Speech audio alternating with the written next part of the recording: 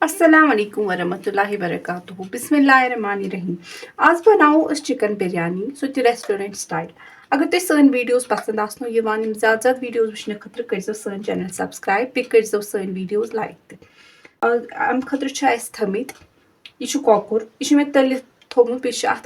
आबस मज ग्रेख तलमस लेद्रस आबस मज बे यह तलित मे फ्राई करित थोमुत यह गई बासमत यह मे 1 किलो बासमत थमस यम छ कह चॉप्ड गंड यम छ टमाटर यम छ कह खड़ा मसाला अत मज छ तेज पत्ता यह छ बड़ल यह छ दालचीन यम छ कह रोंग तो बे छ यम निचल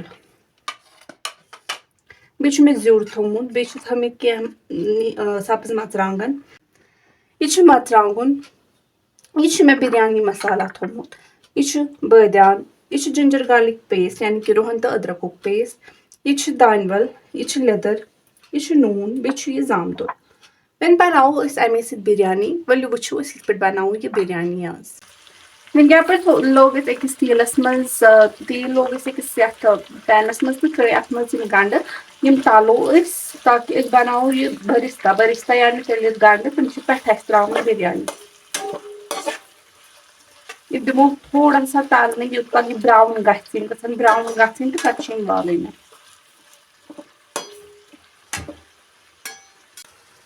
यूत कल यम गंड इन तलने तूत कल लागो अकिस यथ मज बानस मज बड़िस बानस मज लागो आब तो यथ बासमत खतर अत मज करो कह मसाला ऐड गोड करो तेज पत्ता ऐड यम त्रे मे त्रे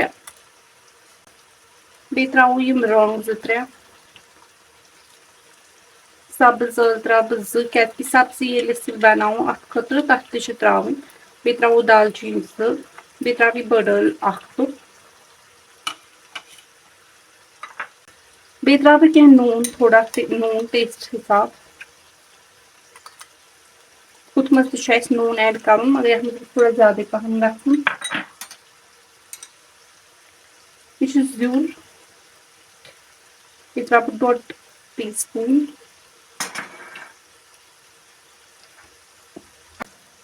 यह दानवल त्र थोड़ा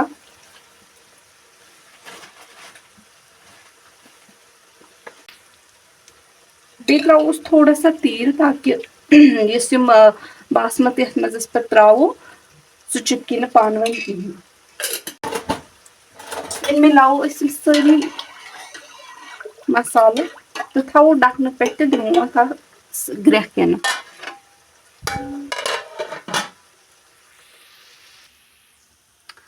वन वुचो तुम यम गई गंड ब्राउन यम गई तैयार तो वन कड़ो नबर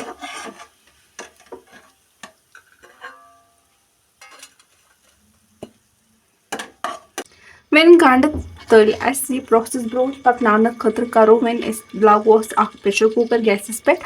तो त्रो तथ मज तेल दिमो थोड़ा गर्म गसन पत पकनो यह प्रोसेस ब्रो पत करो यह कॉकर तैयार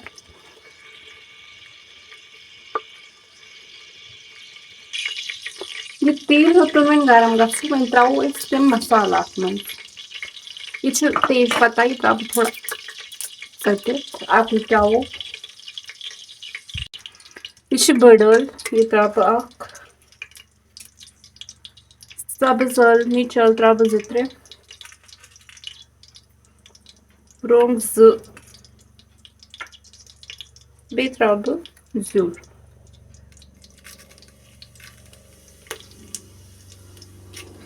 बे त्र दालचीन 1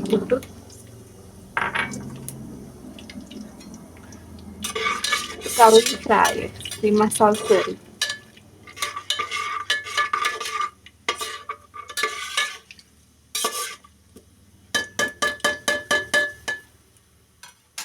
युथी मसालस हे मुशुक वथुन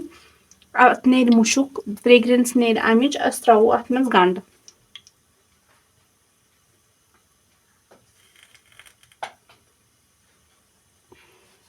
यम मे चॉप्ड गंड यम त्रो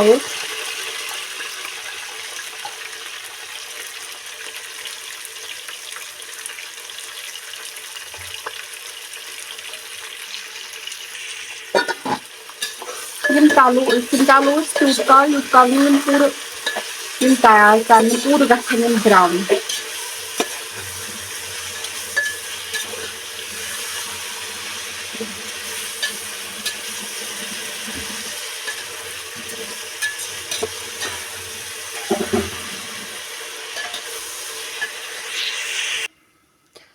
यपर आयस आबस तो ग्रेख वो त्रो यह बासमत यह छेज असल पे बासमत यह त्रो अथ मज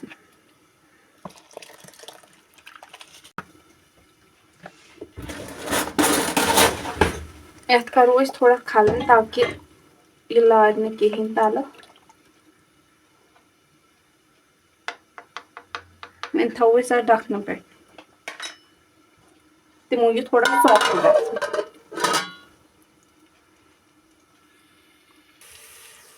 यपर गई गंड तैयार वो त्रो अथ जिंजर गार्लिक पेस्ट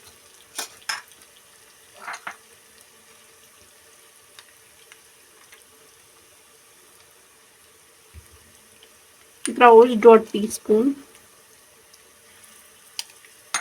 तलो असल पे तूत कल तलन यूत कल ना मुशुक नेर कहें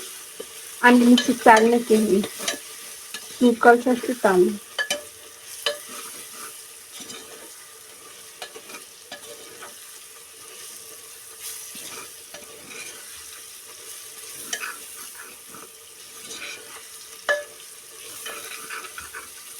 अगर तुम बासी तल लारान तुम हेकु थोड़ा आब कतर अत ऐड कर स्टेजस पे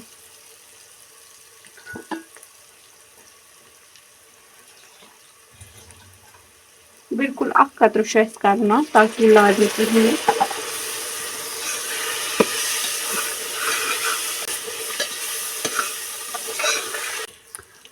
ये असल पे तलो अम पे त्रो तम टमाटर अत मज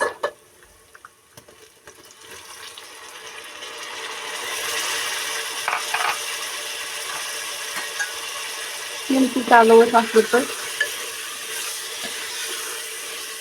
अत थो कह टाइम खुद ढकन बंद ताकि अत नीर पाने आब यह गन सॉफ्ट टमाटर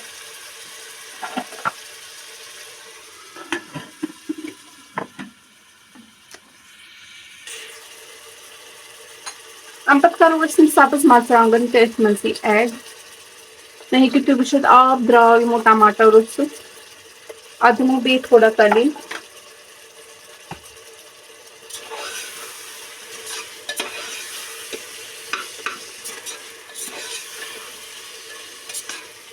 थो ढकन बंद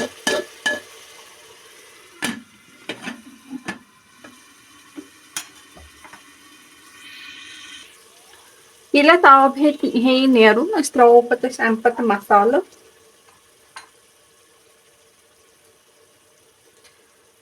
यम मरचांगन त्रो वजन मरचांगन 2 टीस्पून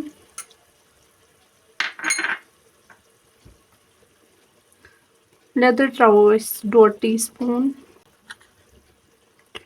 बादाम त्रो 1.5 टीस्पून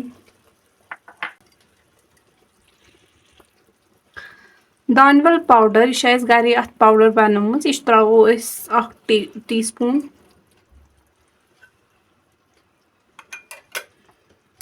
तो करो यम सारी मसाले मिक्स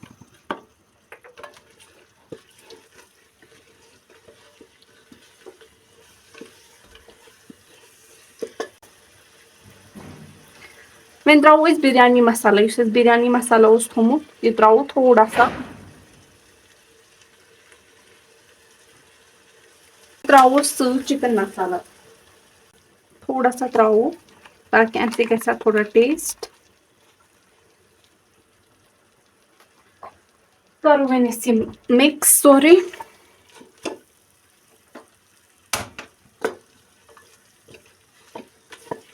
त्रो थोड़ा आब कतर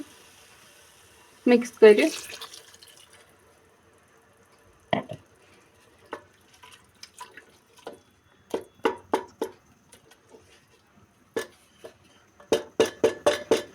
तम पे चिकन यानी कि कौकुर सह त्रो सोरे अत मज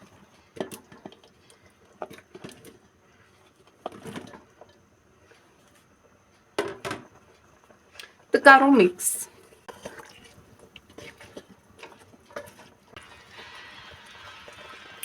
ये त्रो नून नून मुश्किल गोमुत नून त्रो नून त्रो थोड़ा ही क्या यथ मज थोमुत बासमत यथ मज ग्रेकनो तथ मज नून त्रोमुत इसलिए त्रो थोड़ा ही नून यह सोरे मिक्स कर त्रो थोड़ा आब अत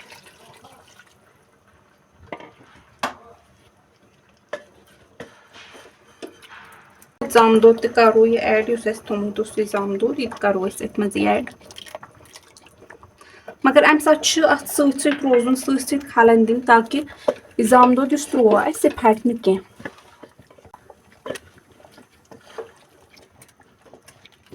थोड़ा टाइमस खुद सत अत रोजन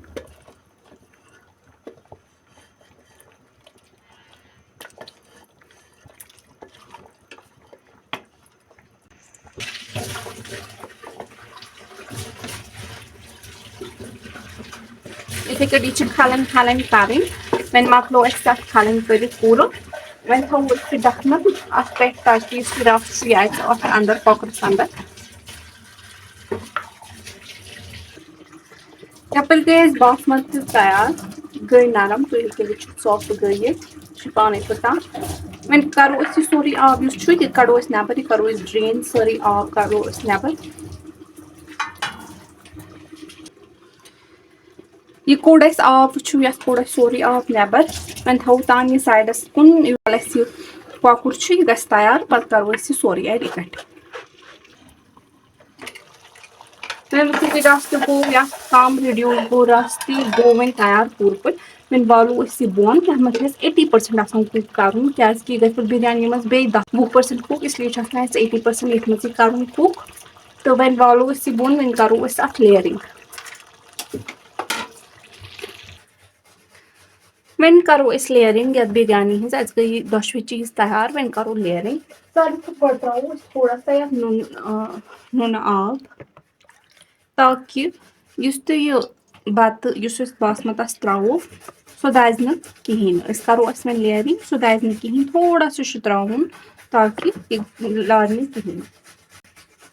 वन यह आब त्रित करो लेयरिंग स्टार्ट त्रो सारे खुद गोडनिच लेयर त्रो बासमत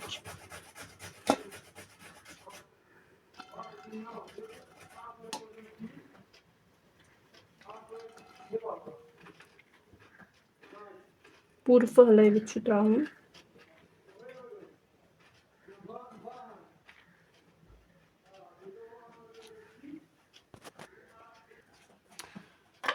यह कर आमच लेयरिंग वन त्रो कॉकुर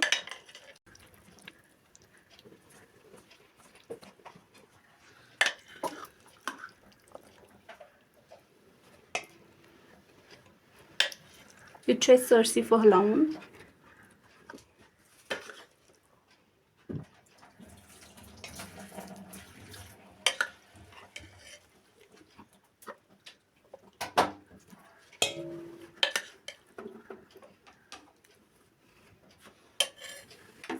पे त्रो गंड यह बदिस्तव बनोमुत या गंड ते हेकु तुम अत वन तलित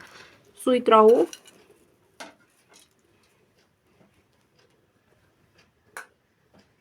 बे त्रो दान वाला थोड़ा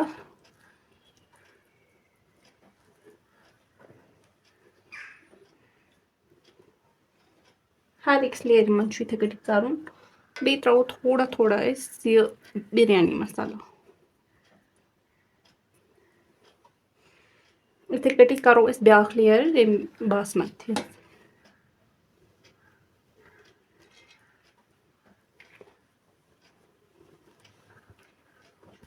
लेयर तक वन त्रो इथे पे बे कॉकुर इत पे गोडनेथ त्रो सारी लेयरिंग इथे पे कर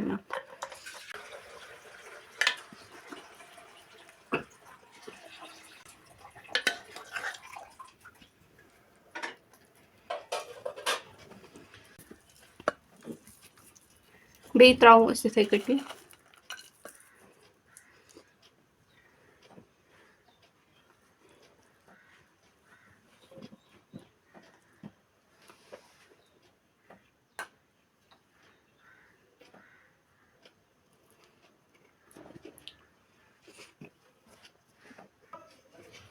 वन कर पूरी लेयरिंग वन त्रो पे इथे कटी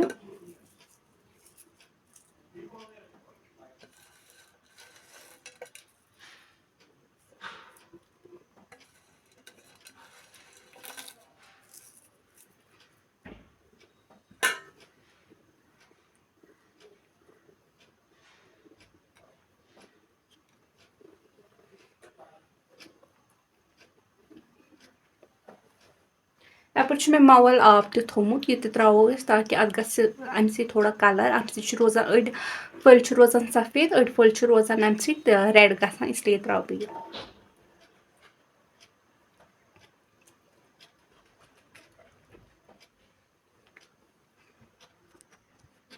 अम पे त्राव देसी घी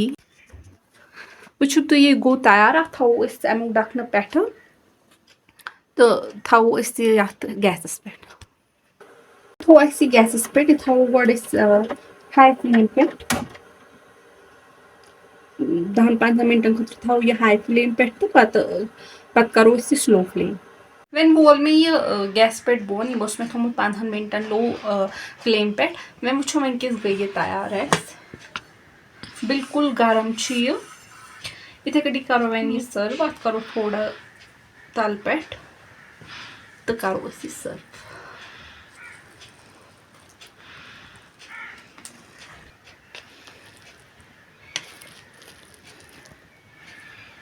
वन करो ये अकिस बानस मज सर्व अस करो ये बिल्कुल रेस्टोरेंट स्टाइल पे सर्व रेस्टोरेंट्स मज ते प्लेट मिलान तो करो अस सर्व।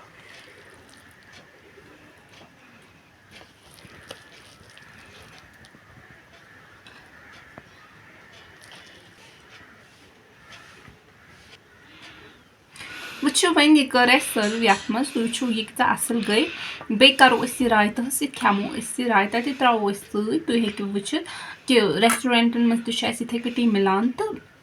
अस करो ये इथे कटी सर्व तो खेमो